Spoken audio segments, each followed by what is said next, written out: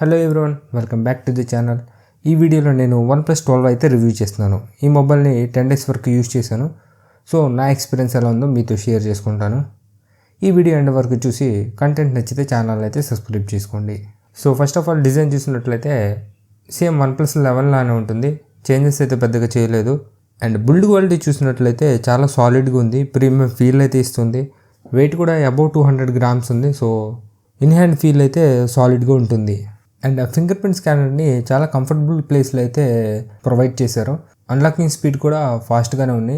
ఈ device optical finger print స్కానర్తో మాత్రమే వస్తుంది. అల్ట్రాసోనిక్ ఫింగర్ ప్రింట్ స్కానర్ అయితే ప్రొవైడ్ చేయలేదు. ఇక 6.82 inch AMOLED డిస్ప్లే చాలా మంచి కలర్స్ని అయితే ప్రొడ్యూస్ చేసింది. వీడియో కంటెంట్ వాచ్ చేయడానికి ఎక్సలెంట్గా ఉంటుంది. 120Hz రిఫ్రెష్ రేట్తో వస్తుంది.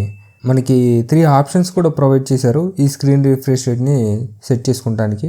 ఆటో మోడ్ ఎనేబుల్ చేసినప్పుడు most of the third party యాప్స్లో 90Hzలో రన్ అవుతుంది. రిఫ్రెష్ రేట్ హైలో పెట్టినప్పుడు మాత్రమే 120Hzలో యాప్స్ అనేవి రన్ అవుతాయి. అడిషనల్గా మనకి యాప్ స్పెసిఫిక్ రిఫ్రెష్ రేట్ని సెట్ చేసుకునేలాగా కూడా ఆప్షన్స్ని ప్రొవైడ్ చేశారు. ఈ సెట్టింగ్స్లో మనం యాప్ని 60Hz, 90Hz ఆర్ 120Hzలో రన్ అయ్యేలాగా ఎనేబుల్ చేసుకోవచ్చు. మనం ఎక్కువగా యూజ్ చేసే యాప్ని 60Hzలో పెట్టుకుంటే బ్యాటరీ కన్సంప్షన్ తక్కువగా ఉంటుంది. ఈ OnePlus 12లో హ్యాప్టిక్ మోటార్ని కూడా ప్రొవైడ్ చేశారు. ఇంటెన్సిటీని మనకు నచ్చినట్టు సెట్ చేసుకోవచ్చు. అండ్ టచ్ ఫీల్ ఎలా ఉండాలో కూడా 2 types ఆఫ్ సెట్టింగ్స్ని మనం సెట్ చేసుకోవచ్చు.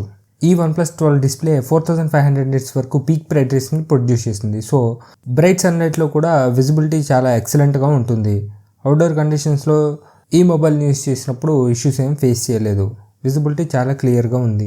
ఈ మొబైల్ స్టీరియో స్పీకర్ సెటప్తో వస్తుంది. ఇక వాల్యూమ్ అవుట్పుట్ చూసినట్లయితే లౌడ్గానే ఉంది.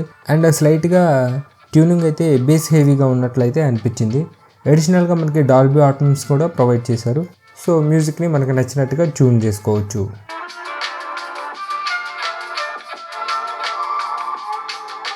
ఇక సాఫ్ట్వేర్ చూసినట్లయితే FunTouchOS 14 బేస్డ్ ఆన్ Android 14తో వస్తుంది. సాఫ్ట్వేర్ ఎక్స్పీరియన్స్ అయితే చాలా స్మూత్గా ఉంది. ఎక్కడ ల్యాగ్ కానీ డిలే కానీ అనిపించలేదు. అండ్ యాడ్స్ కానీ బ్లాట్వేర్ యాప్స్ కానీ మనం ఎక్కడ చూడటానికి అయితే ఛాన్స్ లేదు. కొన్ని యాప్స్ వచ్చాయి కానీ వాటిని మనం అన్ఇన్స్టాల్ చేసుకునే ఛాన్స్ అయితే ఉంది. నేను ఫేస్ చేసిన చిన్న ఇష్యూ ఏంటంటే ఏదైనా యాప్ని ఎక్కువసేపు యూజ్ చేసినప్పుడు ఆటోమేటిక్గా క్లోజ్ అవ్వడం జరిగింది. ఈ ప్రాబ్లమ్ని నేను యూట్యూబ్లో అయితే ఎక్కువగా ఫేస్ చేశాను. ఇంకా ఎడిషనల్గా మనకి ఫోటో యాప్లో కొన్ని ఏఐ ఫీచర్స్ని ఇచ్చారు. లైక్ ఏఐ ప్యాలెట్స్ ఇచ్చారు అండ్ ఆబ్జెక్ట్ ఎరేజర్ని కూడా ఇచ్చారు. ఈ ఆబ్జెక్ట్ ఎరేజర్ అయితే యావరేజ్గా వర్క్ చేసింది. ఎడిట్ చేసిన ఫోటోని డీటెయిల్గా చూస్తే ఆబ్జెక్ట్ని ఎరేజ్ చేసినట్టు డీటెయిల్గా కనిపిస్తుంది.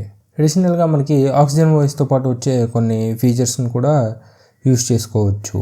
ఇక పర్ఫార్మెన్స్ గురించి మాట్లాడాలంటే కొన్ని యాప్స్ క్రాష్ అవటం తప్ప నార్మల్ యూజర్కి అయితే చాలా స్మూత్ ఎక్స్పీరియన్స్ ఇస్తుంది.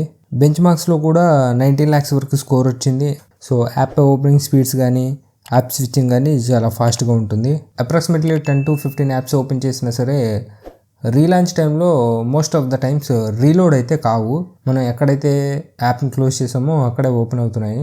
సో BGMలో టెస్ట్ చేశాను. మనకి 90 FPS వరకు గేమింగ్ని ప్రొవైడ్ చేస్తుంది. బట్ మొబైల్ని అప్డేట్ చేసిన తర్వాత కంటిన్యూస్గా 90 FPS అయితే ప్రొవైడ్ చేయలేదు. ఇన్డెప్త్ గేమింగ్ రివ్యూ గేమింగ్ ఛానల్లో ఉంటుంది. డిస్క్రిప్షన్లో లింక్ ఉంటుంది, చెక్ చేసుకోండి. ఇక కెమెరా చూసినట్లయితే టోటల్ 3 కెమెరాస్ని ప్రొవైడ్ చేశారు. హ్యాజల్బ్లాడ్ కొలాబరేషన్తో అయితే వస్తుంది ఈ camera unit. 50 MP wide, 48 MP ultra wide and 64 MP telephoto లెన్స్ని అయితే ఇంక్లూడ్ చేశారు. ఫ్రంట్ సైడ్ 32 MP సెల్ఫీ కెమెరాని కూడా ప్రొవైడ్ చేశారు. ఇక అవుట్పుట్ చూసినట్లయితే ఇమేజెస్ అయితే చాలా షార్ప్గా డీటెయిల్డ్గా క్యాప్చర్ చేస్తుంది. ఫ్లవర్స్ని క్యాప్చర్ చేసినప్పుడు కలర్స్ అయితే చాలా వైబ్రెంట్గా ప్రొడ్యూస్ చేస్తుంది. స్కిన్ కలర్స్ చూసినట్లయితే ప్రాసెసింగ్ చాలా ఎక్సలెంట్గా ఉంది. 3 లెన్స్ కూడా సిమిలర్ కైండ్ ఆఫ్ రిజల్ట్స్ని అయితే ప్రొవైడ్ చేస్తాయి స్కిన్ కలర్స్ విషయంలో. ఓవర్ ప్రాసెసింగ్ అయితే ఎక్కడ అనిపించలేదు. ఇక టెలిఫోటో లెన్స్ అయితే బెస్ట్ బోకే ఎఫెక్ట్ని అయితే ప్రొవైడ్ చేస్తాయి. ఫ్రంట్ ఫేసింగ్ కెమెరా కూడా చాలా డీటెయిల్డ్ ఇమేజెస్ని క్యాప్చర్ చేస్తుంది. బట్ లో లైట్ కండిషన్స్లో మాత్రం పర్ఫార్మెన్స్ యావరేజ్గా అనిపించింది. ఇక వీడియో క్యాపబిలిటీస్ చూసినట్లయితే 8K 24 FPS వరకు వీడియో రికార్డ్ చేసుకోవచ్చు అండ్ 4K 60 FPS వరకు రికార్డ్ చేసుకోవచ్చు. బట్ మీకు స్టెబిలైజేషన్ కావాలనుకుంటే మాత్రం 1080p 60 FPSలో మాత్రమే స్టెబిలైజేషన్ని ప్రొవైడ్ చేస్తుంది. ఇక బ్యాటరీ బ్యాకప్ చూసినట్లయితే one of the strongest point అని చెప్పాలి OnePlus 12కి. ఎందుకంటే నాకు నియర్లీ 6 hours వరకు స్క్రీన్ ఆన్ టైంని ప్రొవైడ్ చేసింది. మోడరేట్ యూసేజ్లో 1.5 డే వరకు బ్యాటరీ బ్యాకప్ని కూడా నాకు ప్రొవైడ్ చేసింది. రీఛార్జ్ చేయడానికి కూడా పెద్ద ప్రాబ్లం లేదు. 100 వాట్ సూపర్ హుక్ ఛార్జింగ్ని సపోర్ట్ చేస్తుంది. నేను చేసిన టెస్ట్లో 0 to 100% ఛార్జ్ అవ్వడానికి నియర్లీ 32 minutes వరకు టైం అయితే తీసుకుంది. అడిషనల్గా ఛార్జింగ్కి మనకి కొన్ని ఫీచర్స్ అయితే ఇచ్చారు. క్విక్ ఛార్జ్ ఆప్షన్ ఇచ్చారు అండ్ ఛార్జింగ్ పర్సంటేజ్ని 80% వరకు లిమిట్ చేసే ఆప్షన్ కూడా ప్రొవైడ్ చేశారు. ఈ ఆప్షన్ యూజ్ చేయడం వల్ల మీకు బ్యాటరీ లైఫ్ అయితే ఇంక్రీజ్ అవుతుంది. ఈ OnePlus 12 50 వాట్ వరకు వైర్లెస్ ఛార్జింగ్ని కూడా సపోర్ట్ చేస్తుంది.